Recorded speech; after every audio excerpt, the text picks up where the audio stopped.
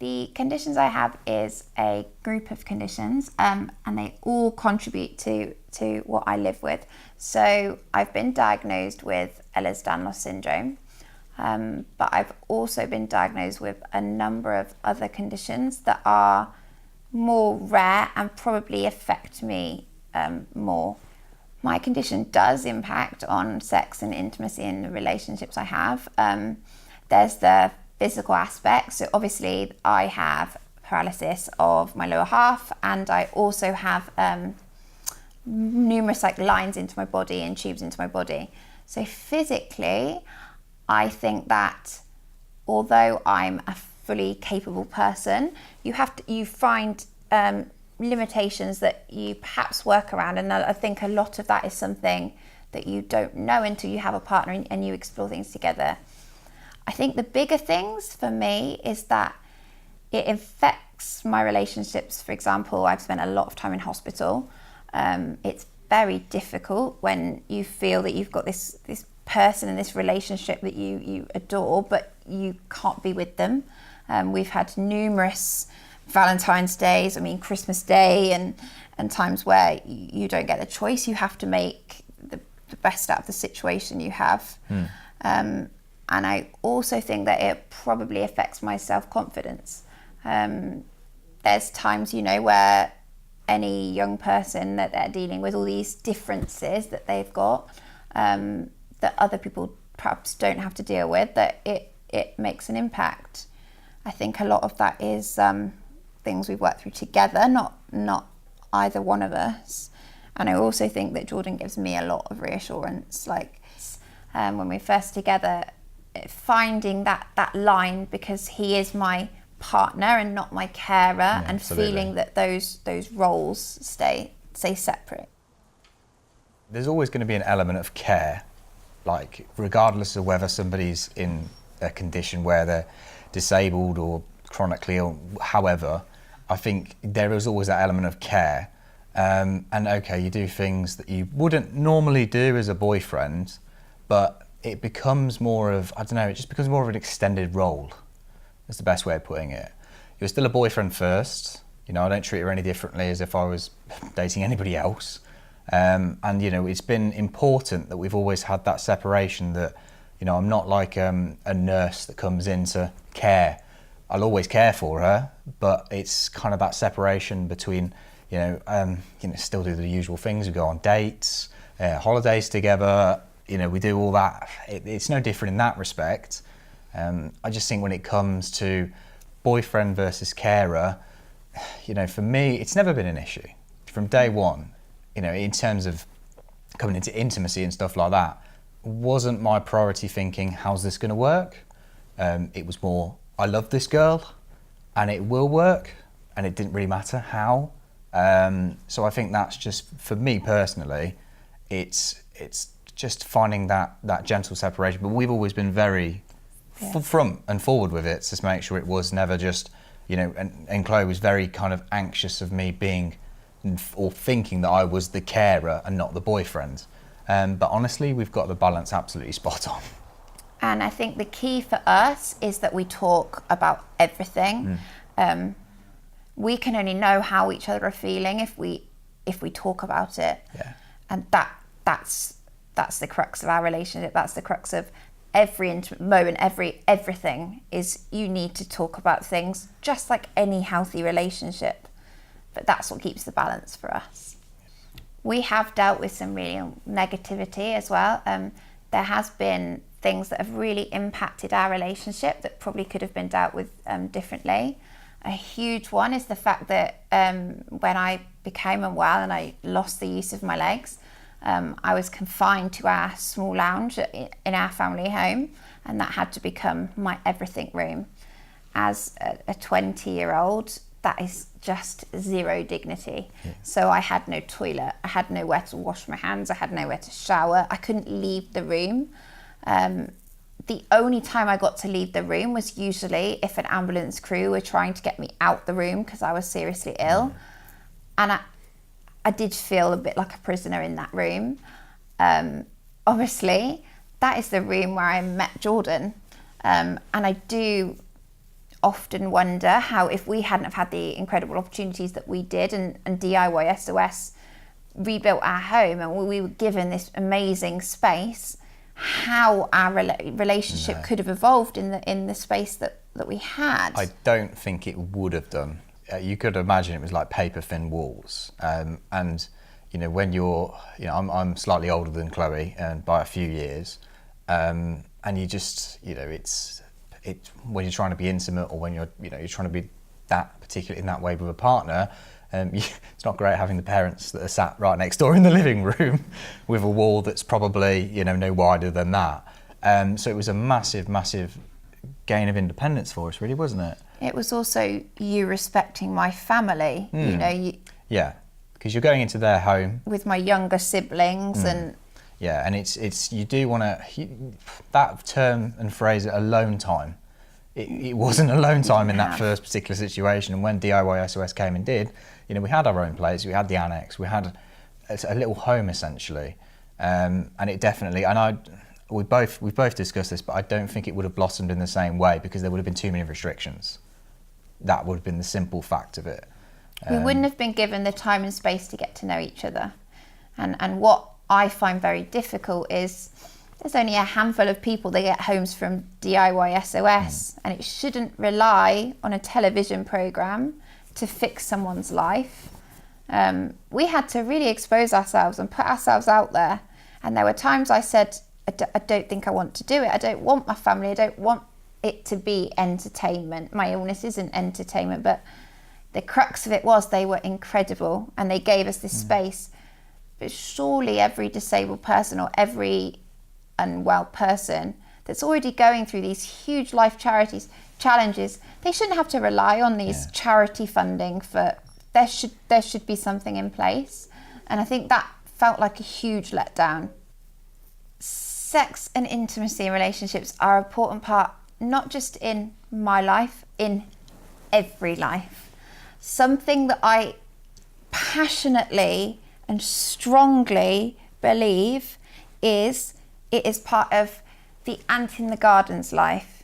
It is part of the giraffe in the zoo's life. It is part of every single life. So why wouldn't it be part of a human's life? Doesn't matter what situation they are in. A disability doesn't change your instincts. It doesn't change who you are. And people are built on sex and intimacy and relationships. That's what we're here to be and do. And something it's something I really strongly believe is that everyone has the right to those feelings. And it upsets me that there is people that almost, not shamed out of it, but embarrassed out of it, because it's something that is so, it's an intense feeling for a human being, and it's something that lots of people, they might not know that they live for it, but that's, you know, that's inbuilt in us. As Chloe mentioned, it is hard and difficult. It doesn't always come easily, especially for somebody in her circumstances. It doesn't. And we often joke, don't we? We do. Everything becomes a joke. Everything becomes a joke us. Because it's just mad when you look at how it's all come together. But the main thing is, from day one, I think it become a conversation quite early on, hadn't it? Very. We were very open and honest with each other. Very. It's a way you learn how to communicate. It's a way that we learn each other's boundaries. We learnt. A huge part of being intimate is your vulnerabilities. And I think in a relationship, you need to know each other's vulnerabilities. And I don't think there's other ways necessarily to get those same raw emotions and vulnerabilities and to fully put your trust in someone. And I think the intimacy grows, you know, being from just a normal sexual relationship between two adults into something more, and when we started contemplating on building a family. Yeah. And that's when it gets a bit more serious, and that's when it becomes a bit more of a, you know, you can kind of, you want to complete the picture, you really do. And, you know, it's something that we both still to this day want to do. And it's been a tough ride, hasn't it? Yeah, I think also the fact that when you start thinking about things like a family, that's when you all of a sudden have to deal with other people as well, and their thoughts on it. For some reason, whenever you talk about being a parent or parenting or anything along those lines, suddenly everyone feels that it's okay to share their opinion and their way they think you should do it. Personally, I've had that in situations where people have, for example, I've had people say, oh, well, are you going to use a surrogate? That's not your question to ask, because by asking that question, you are implying that you feel that that's necessary. And that's taking away my rights, because yes, I'm disabled, and yes, I have a disability, and yes, I have these illnesses, but I also have the mental capacity to choose if I want to take that risk, and that should be respected. I've had situations where it's been difficult because the ethics, for doctors, it's been difficult because they're finding this balance between knowingly put myself in this situation that could perhaps be dangerous, but also respecting my rights as a human and as a young person, and something that is also an integral part of many people's lives, and my choice. And I think that's where it's suddenly becomes something a lot of people feel that they can have their say on, perhaps more than they should be allowed. I think the one thing is because you're somebody in Chloe's position, as a normal time span is you have choices throughout your life, and it seems to be, though, because you're in the position that you're in, people then take those choices and say, well, you shouldn't have that one, you shouldn't have that one, you shouldn't have that one. But behind it all, you're still a human being. And you've already had choices taken away from you. The fact that she can't walk, that's something that's had a choice that's taken away from her. She doesn't have the opportunity to be able to just get up and go and grab herself a glass of water or eat a meal or anything like that.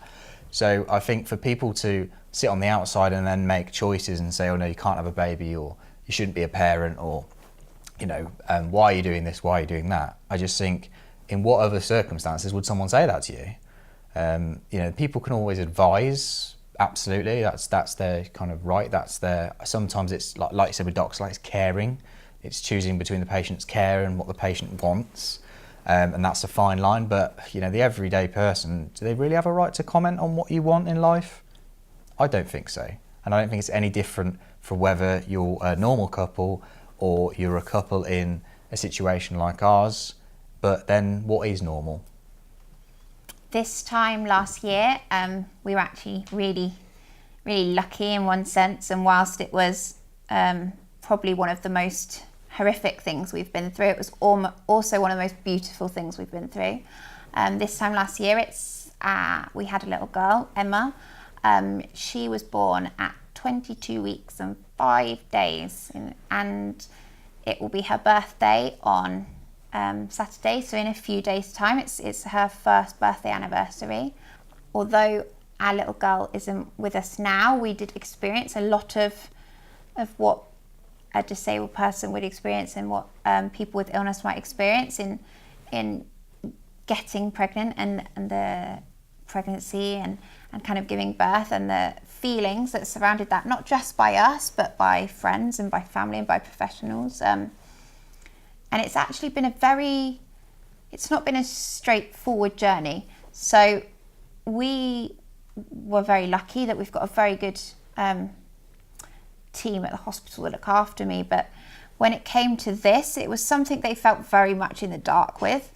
Not just the fact judging me, but it was also the fact that it's not something they deal with a lot. And I think because medicine has advanced so much, more and more they're seeing people that are unwell being able to do things that they couldn't do 10 years ago. And I think childbirth and pregnancy is perhaps one of those. I know for me 10 years ago I wouldn't have been able to. And I'm so grateful for science for that. But one of the things that they found very conflicting at the beginning was whether it was ethical to let me have a child. knowing that I'd have to come off medication that would make me unwell as a person, knowing that they'd kind of have to make me suffer, but also recognizing that I had the mental capacity to make that choice. And if I wanted to make that choice, that I was going to suffer, but for good reason, that was okay for me to do. And as time progressed, we saw more excitement from the medical professionals, but also that reserve. We were very, very, very blessed to have a consultant who strongly believes in the rights of mothers that are ill, mothers that are disabled, fathers that, you know, deserve to be fathers, but she preliminarily looks after, you know, getting women through having a child. And I highly, highly respect her, because she, although we unfortunately lost Emma, she made a promise to us that as long as we are willing and as long as we want this, she will fight as hard as we fight. And that is a huge, huge thing for us as a couple. My one concern has always been, I want a family, absolutely 100%. But in a family, I still want my partner to be there at the end of it. You know, I think my biggest dread was us having a baby and then me being left with the baby. Not because I'm not capable, but it's the family unit. It's not me as an individual. And I think that for me was, I'm a very optimistic person anyway, and I believe that we could do it, and I've got no doubts that we can do it again. And it was one of the hardest moments to have to find out that our little girl wasn't going to be coming into the world as we'd hoped, as we had planned for, as we had so many aspirations and dreams for her. But at the same time, it was just a kind of a door opening. We knew, you know, the first time round when Chloe had a very, very early miscarriage, it was wow, fantastic, this can happen. Because for such a long time, we didn't think it could. So that was an absolute magical bonus. And then the second time round, it was heart-wrenching, heartbreaking, but you felt like you've learned something from it. Absolutely. You know, she's not with us now, but the lessons that we've learned to the 22 weeks that she was in our lives and the remaining time afterwards, and she will be for the rest of our lives, is absolutely incredible. And I think when you gave birth to her and she came out, you couldn't quite, I don't know, you couldn't quite describe it. And it was really, really magical for that one moment. And the biggest disappointment was not being able to hear the cries of our baby. I think that's what, for me, breaks it. But wholeheartedly, we'll go again, because we want this, and we want a family, and we feel like it's something else that's been taken away from us. And we are very resilient people. We can't put into words how different it is to have someone who respects our rights, because we know what it's like before knowing her to not have that. And to have that person that doesn't see your disability, she sees your wants and desires to be parents. And for that person to be as devastated as we were, you know, we had one side of people going, well, you should have expected that. Well, no. Emma's postmortem was perfect. She was healthy. They don't know why. It was not me. Yet that does seem to be people's first thought, and that can be really difficult. But overall, for us, we just feel it's so important that people know we're humans, and that we have wants and desires, and that meeting our little girl, we do the pain 10 times over to look into her eyes. We do the pain 10 times over to hold her and sing to her and read her books like we did. We sat in our little bubble for 24 hours doing as many things possible. And we do that pain over and over and over. A huge part of us choosing to have a child is that actually we're still capable of being parents, and we're still capable of loving, and we're still capable of providing, and we're still capable of nurturing. And yes, I can't run after them in the park, but that doesn't mean that they will not be that their life won't be fulfilling, and their life won't be valued, and that they won't be loved. Like, there is so much love for a child that comes from a situation such as ours, because they weren't given to us easy. And I think that creates a desire and a bond that is fierce and strong. And it's a desire that actually, without knowing this pain and suffering, we wouldn't know how intensely you can want a child. I don't think that something that comes easy is often appreciated as much as something that comes hard. Yeah. And Emma was our hard. She was our little girl that we didn't get to grow and nurture and love, but she was wanted and valued and appreciated. And our next child will be just as fiercely loved, and they will grow up to be a well-rounded child with disabled parents, and that's okay. And I think that is the crux of everything, that there may be two parents, me and a perfectly able-bodied parent, but who's to say that they can do the role better? I don't believe that's true. I don't believe that's true in many cases all over the world. I think there's brilliant parents in every scenario and situation, and I think what it comes down to is that we love. Yeah.